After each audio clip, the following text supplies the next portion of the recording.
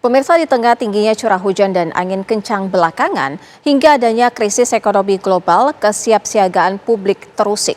Media sosial dipenuhi oleh konten tas siaga bencana hingga tips bertahan hidup. Lantas, apakah ini tanda kewaspadaan atau hanya aksi kecemasan semata?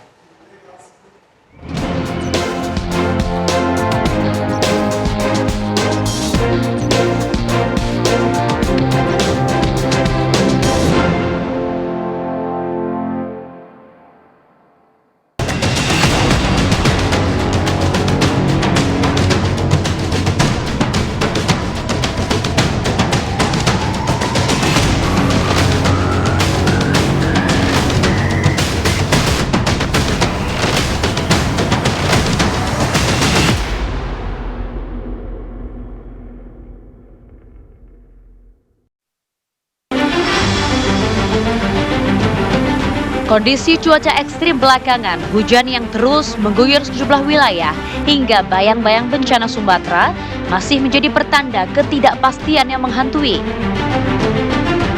Nampaknya, masyarakat mulai waspada akan kemungkinan terburuk ke depan. Ini tas buat traveling, tapi kita bisa pakai buat tas siaga bencana.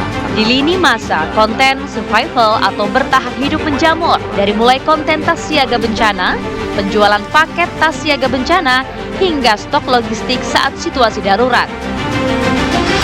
Publik seolah memberi pesan, bersiaplah sebelum tertimpa bencana.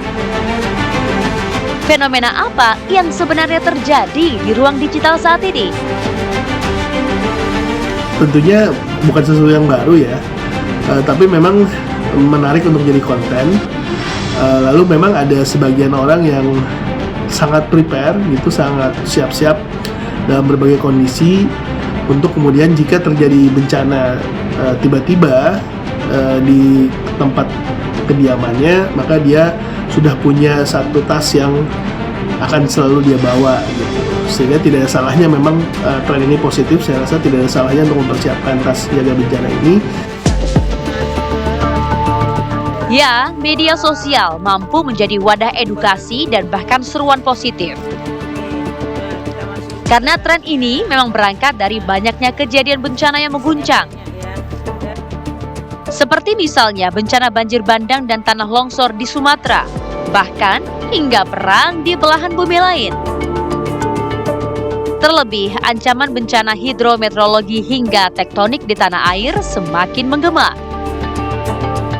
Lantas, apakah masyarakat menganggapnya sebagai sebuah seruan mitigasi yang cukup penting saat ini? Aku kebetulan udah siapin, itu tuh tas-tasnya mungkin aku isi-isi dengan peralatan-peralatan untuk keberlangsungan hidup. Kalau untuk menyiapkan jika memang terjadi bencana. Bencana kayak di Sumatera kemarin kan, itu kan banjirnya cukup parah. Jadi ya kayaknya sih udah perlu tas siaga bencana sih kalau untuk sekarang. Nyiapin sih harus ya Kak, karena mengingat akhir-akhir ini banyak sekali bencana alam, terlebih juga di daerah Jabodetabek ini banyak titik banjir di mana-mana.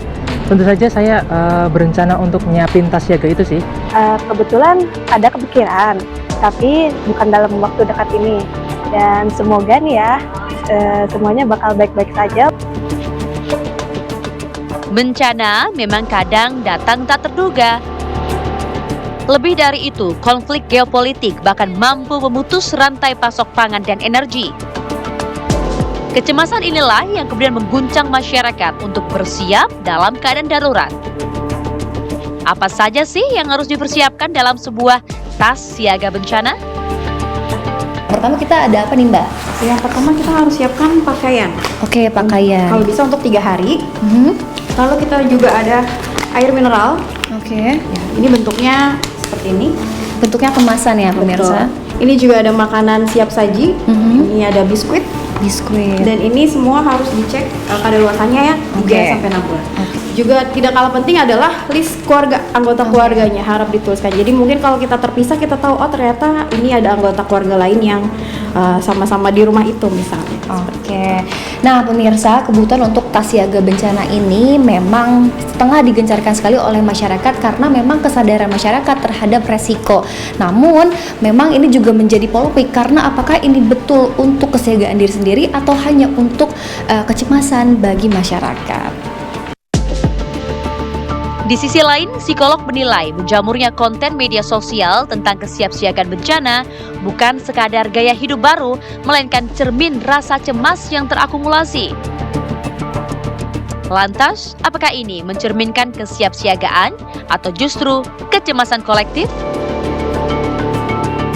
Kita semua ya sudah berasa kolektif ya. Kita semua sudah mengalami semua musibah yang ada itu dijadikan sebagai proses pembelajaran. Nah, artinya adalah ketika itu menjadi proses pembelajaran itu adalah hal yang baik, di mana kita semua bisa sama-sama lebih preventif untuk menghadapi apa sih uncertainty.